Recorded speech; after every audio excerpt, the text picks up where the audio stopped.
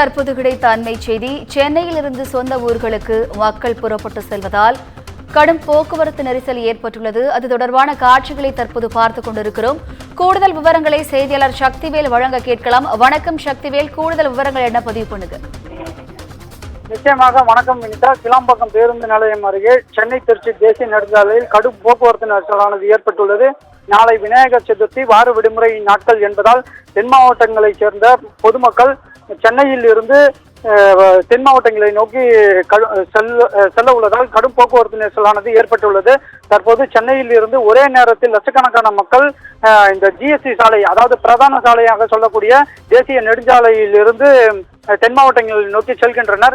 இதனால் வண்டலூர், கூடுவாஞ்சேரி, ஊரப்பாக்கம், சிங்கப்பெருமாள் கோயில், செங்கல்பட்டு உள்ளிட்ட அந்த தேசிய நெடுஞ்சாலையில் கடும் போக்குவரத்து நெரிசலானது ஏற்பட்டுள்ளது. குறிப்பாக தாம்பரம் ஜிஎஸ்டி சாலையிலிருந்து கடப்பேரி வழியாக செல்லக்கூடிய அந்த சாலையிலும் கடும் போக்குவரத்து நெரிசலானது தொடர்ச்சியாக ஏற்பட்டுள்ளது.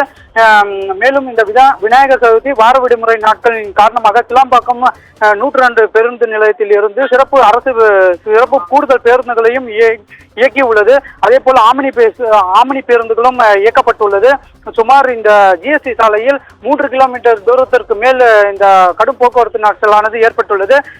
தொடர்ந்து இந்த ஜிஎஸ்டி சாலையில் போக்குவரத்து நெரிசலின் காரணமாக அனைத்து வாகனங்களும், அதாவது கார், வேன், அரசு மற்றும் தனியார் பேருந்துகளும் இந்த போக்குவரத்து நெரிசலில் சிக்கியுள்ளதை நம்மால் பார்க்க முடிகிறது.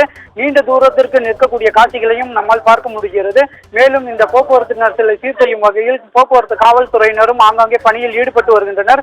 மேலும் இந்த கிளாம்பாக்கம் பேருந்து